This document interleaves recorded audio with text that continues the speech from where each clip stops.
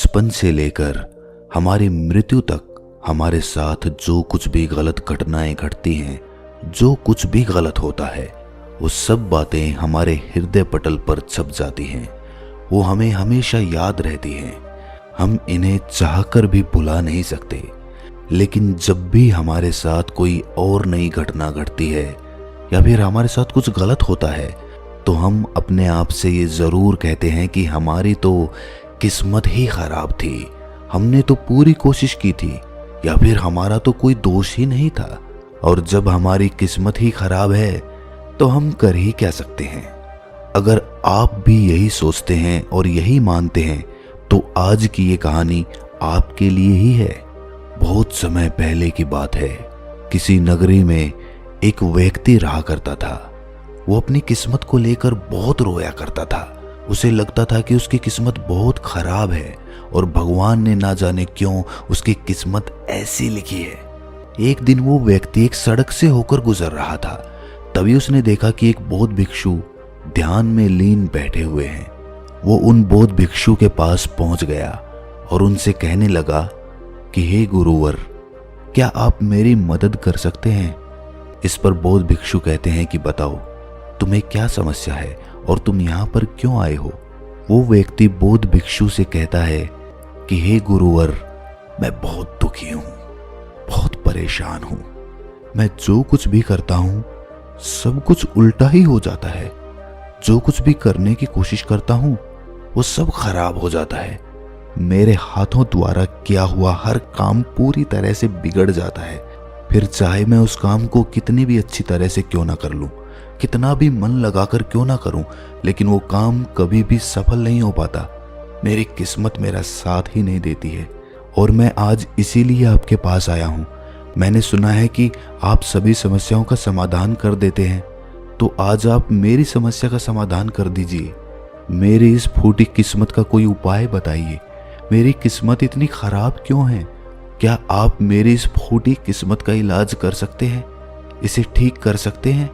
वो बौद्ध भिक्षु उस आदमी की सारी बातें ध्यानपूर्वक सुन रहे थे और फिर वो बौद्ध भिक्षु उस व्यक्ति से कहते हैं, फूटी किस्मत, कहाँ है तुम्हारी फूटी किस्मत? और तुम्हें कैसे पता कि तुम्हारी किस्मत फूटी हुई है? इसका जवाब देते हुए वो आदमी बौद्ध भिक्षु से कहता है, अगर मेरे हाथों से कोई काम बन ही नहीं रहा है, मैं जिस काम को भी हाथ लगाता हूँ वो सारा काम बिगड़ जाता है। फिर मैं चाहे कितनी भी मेहनत क्यों ना कर लूं, मैं चाहे कुछ भी कर लूं, मैं किसी भी कार्य में सफल नहीं हो पाता। तो इसका क्या अर्थ हुआ? क्या मेरी किस्मत फूटी हुई नहीं है? जब मैं पैदा हुआ तो मेरे माता पिता गुजर गए। पास के ही एक अनाथ आश्रम ने मुझे गोद ले लिया था। मेरा पालन पोषण वहीं पर हुआ। और जब मैं बड़ा हो गया तो मुझे एक लड़की से प्रेम हो गया, लेकिन उस लड़की ने भी मुझे धोखा दे दिया। उस लड़की ने किसी और से विवाह कर लिया। ये सब देखकर मैं पूरी तरह से टूट चुका था। मेरा आत्मविश्वास पूरी तरह से बिखर चुका था। जैसे तैसे मेरे मित्रों ने मुझे संभाला। उन्होंने मुझे समझाया कि मुझे आगे बढ़ना चाहिए, मुझे इन सब चीज़ों को भूल जाना चाहिए। मैंने आगे बढ़ने की कोशिश की। मैंने अपने एक मित्र के साथ मिलकर एक छोटा सा व्यापार शुरू किया, लेकिन यहाँ पर भी मेरी किस्मत ने मेरा साथ नहीं दिया। मैंने जिसके साथ वो व्यापार शुरू किया था, मेरे उस मित्र ने सारा व्यापार मुझसे हड़प लिया और मुझे उस व्यापार से बेदखल कर दिया। मैं एक बार फिर से पूरी तरह से टूट चुका था। मेरे मन में अब केवल एक ही ख्याल था, मेरे इस तरह जीने का क्या अर्थ है? क्या मेरी किस्मत केवल धोखा खाने की है? क्या मुझे जीने का कोई हक नहीं? क्या मुझे खुशियां पाने का कोई हक नहीं? क्या मेरी किस्मत फूटी हुई नहीं है? क्या आप मेरी इस किस्मत को ठीक कर सकते हैं? इस पर वो बौद्ध भिक्षु उस आदमी से कहते हैं कि अच्छा ये बात है, तो बताओ कहाँ है तुम्हारी वो फूटी किस्मत? लाओ मुझे दो, मैं उसे अभी ठीक कर देता हूँ और तुम उसे लेकर फिर चले जाना। इस पर वो व्यक्ति कहता है, हे बंते, आप ये कैसी बातें कर रहे हैं? भला मैं अपनी किस्मत आपको कैसे दे सकता हूँ? किस्मत कोई ऐसी चीज तो है ही नहीं कि मैंने निकाली और आपको दे दी। वो तो दिखाई तक नहीं देती है। क्या आप ये बात समझ पा रहे हैं कि आप क्या कह रहे हैं?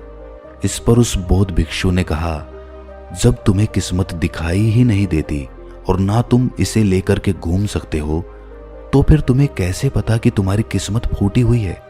फिर तुम्हें कैसे पता कि तुम्हारी किस्मत खराब है? इस पर वो व्यक्ति कहता है, हे गुरुवर, मेरे साथ सब कुछ हो चुका है, मेरा सब कुछ बर्बाद हो चुका है, उसके बाद भी आप ये कह रहे हैं कि मेरी किस्मत खराब नहीं है? मेरे साथ कभी भी कुछ भी अच्छा नहीं होता। मैं जो कार्य करने जाता हूँ सब कुछ गड़बड़ हो जाता है। अगर मेरी किस्मत सही होती तो मेरे सारे कार्य सफल होते। मुझे अपने व्यापार में भी धोखा नहीं मिलता। तो क्या आपको ये नहीं लगता कि मेरी किस्मत खराब है? इस पर वो बौद्ध भिक्षु उस आदमी से कहते हैं, बंते, मुझे तो तुम बिल्कुल ही ठीक नजर आते हो। तुम्हारा हाथ पैर पूरा शरीर पूरी तरह से स्वस्थ नजर आ रहा है। तुम अभी भी ठीक हो, चल फिर रहे हो, जीवन जी रहे हो, सांस ले रहे हो और तुम अभी तक मरे भी नहीं हो। तो फिर तुम्हारी किस्मत कैसे खराब हो सकती है? यदि तुम्हारी किस्मत खराब होती तो तुम बीमार होते, या फिर तुम्हारे शरीर का कोई अंग पूरी तरह से काम नहीं कर रहा होता, या फिर तुम्हारे शरीर का कोई अंग होता ही नहीं, या फिर हो सकता है कि तुम मृत्यु को भी प्राप्त हो जाते। लेकिन जहां तक मैं देख पा रहा हूं ऐसा तो कुछ भी नहीं है। फिर तुम कैसे कह सकते हो कि तुम्हारी किस्मत खराब है? इस बार वो व्यक्ति झल्लाकर बौद्ध भिक्षु से कहता है, हे गुरुवर, लग रहा है आपको मेरी बात समझ में नहीं आ रही है। मैंने आज तक जो भी कार्य करे हैं, उन सभी कार्यों में जो भी पूंजी मैंने लगाई है, वो सब कुछ डूब चुकी है, नष्ट हो चुकी है। और उसके बाद मैंने जो कर्जा लिया था, उस कर्जे का पहाड़ मेरे ऊपर है। सारे कर्जदार मेरे घर खड़े रहते हैं कर्जा लेने के लिए और मुझे धमकियां देते रहते हैं।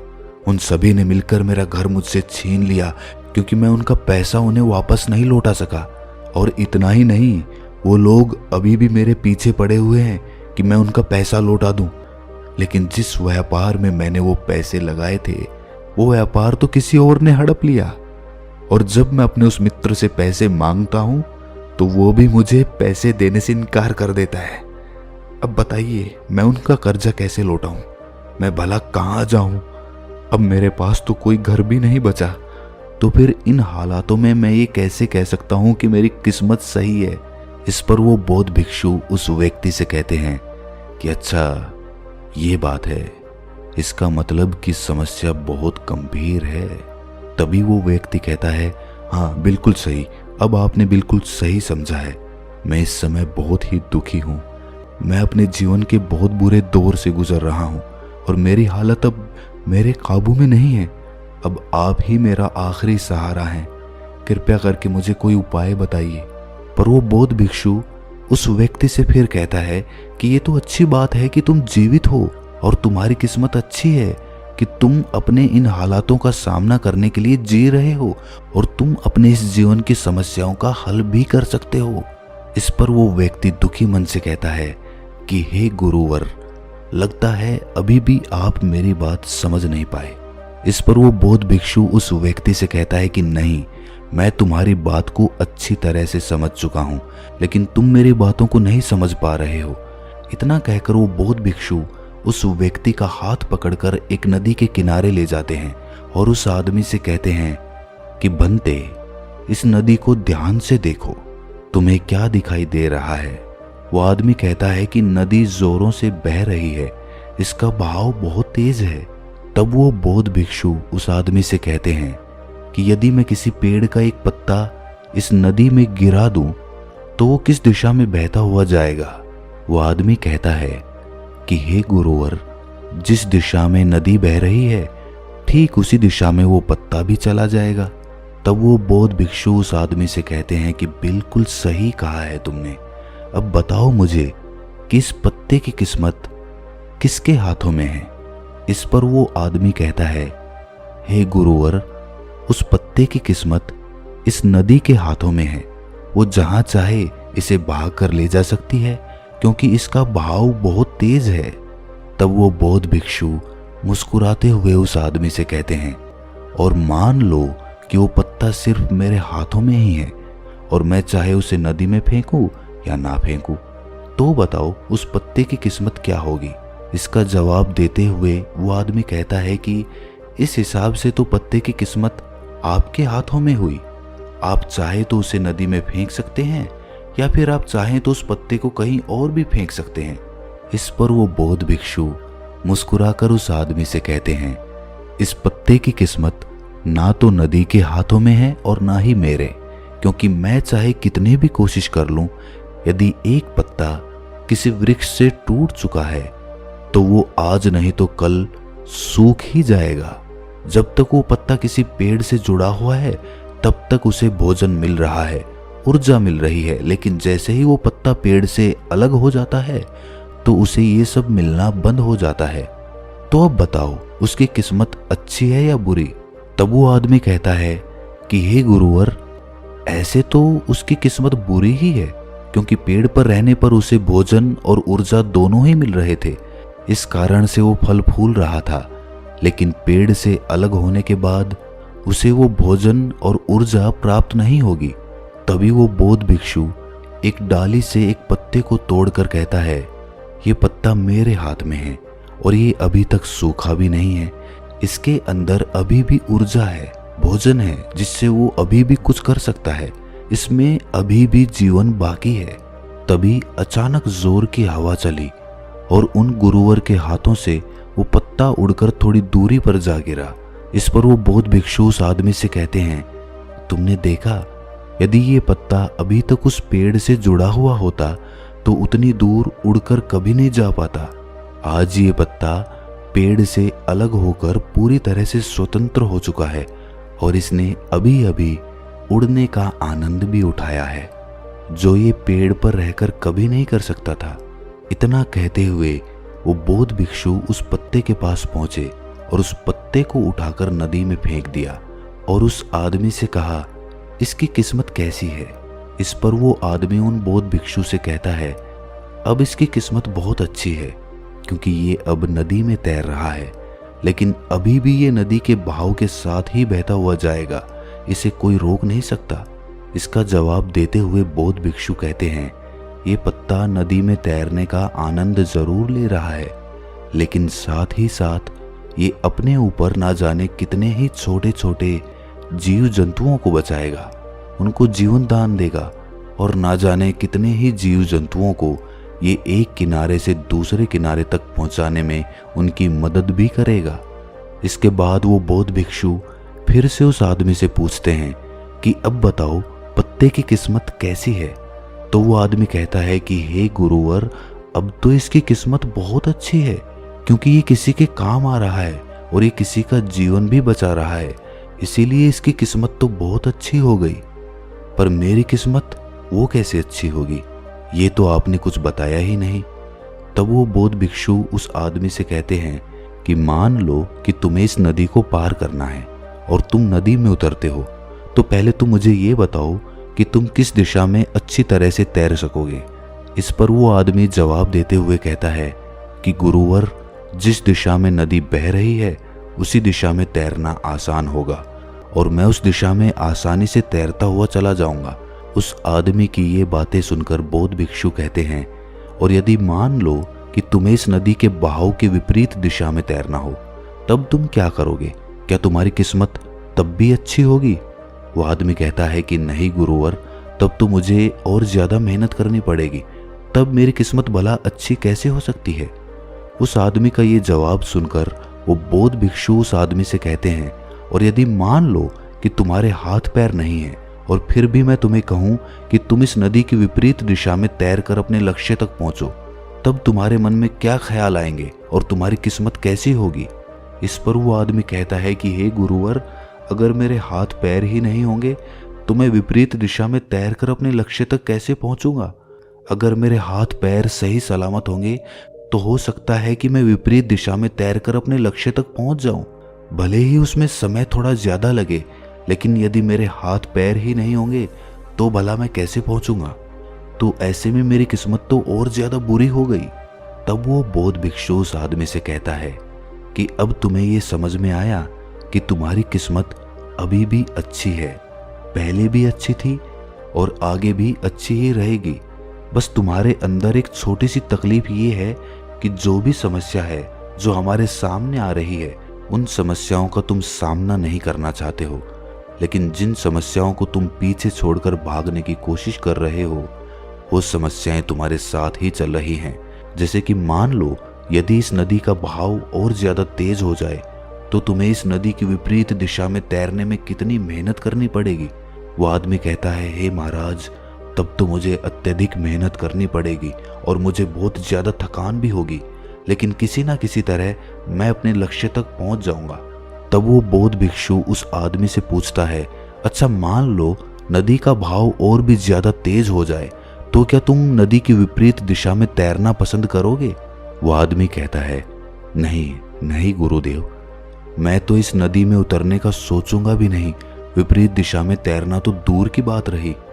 आखिर में अपनी सभी बातों का निचोड़ निकालते हुए वो बौद्ध भिक्षु उस आदमी से कहते हैं कि ठीक उसी प्रकार जब हमारे जीवन में अत्यधिक कठिनाई या अत्यधिक परेशानियां आती हैं जो नदी के तेज बहाव की तरह होती है, और जब हमें ये घेर लेती है तो हमें कुछ भी समझ नहीं आता और हम इनसे भागने की कोशिश करते रहते हैं।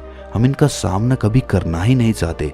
लेकिन तुम्हें ये ध्यान रखना चाहिए कि जब भी तुम्हारे सामने ऐसी परिस्थिति आए कि तुम्हें लगे कि तुम्हारे हाथों में कुछ नहीं है, तब तुम्हें नदी की दिशा में बहकर अपने लिए एक सुरक्षित स्थान खोजना चाहिए, क्योंकि उस समय तुम्हारा ध्यान केवल अपनी रक्षा पर होना चाहिए, क्योंकि जिसकी रक्षा तुम्हें करनी है वो है तुम्हारा जीवन। यदि तुम्हारा जीवन तुम्हारे साथ रहेगा तो आज नहीं तो कल ये तेज बहाव जरूर शांत हो जाएगा, और नदी का बहाव भी हमेशा के लिए एक जैसा नहीं रहेगा। उसे आज नहीं तो कल थमना ही पड़ेगा, और जब नदी का बहाव कम हो जाएगा तब तुम चाहो तो नदी की विपरीत दिशा में तैर सकते हो और फिर तुम जैसा चाहो वैसा मुकाम हासिल कर सकते हो। तो अब मुझे बताओ, क्या तुम्हें अभी भी ये लगता है कि तुम्हारी किस्मत खराब है, या फिर तुम्हारी किस्मत अभी भी फूटी हुई है?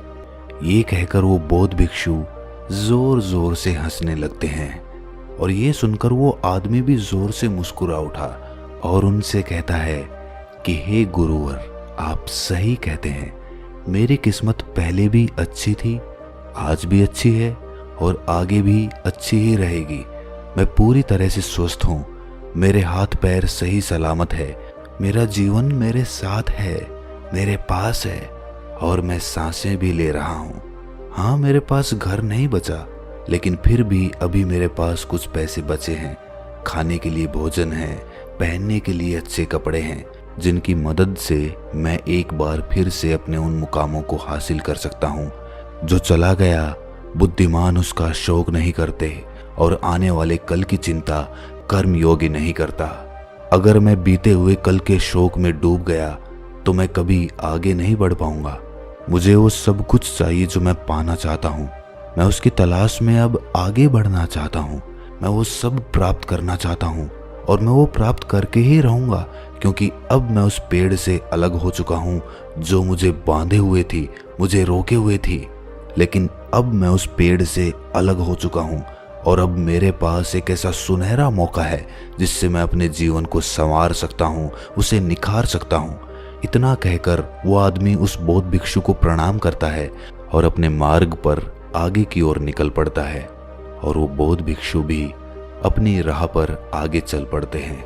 अगर ये कहानी आपके दिल को छू गई तो इस चैनल को सब्सक्राइब करके नोटिफिकेशन बेल को ज़रूर प्रेस कर देना। ये कोई ऑर्डर नहीं है, ये एक रिक्वेस्ट है, मान लीजिए। तो दोस्तों, मिलते हैं अगली कहानी में, तब तक के लिए अपना ख्याल रखें।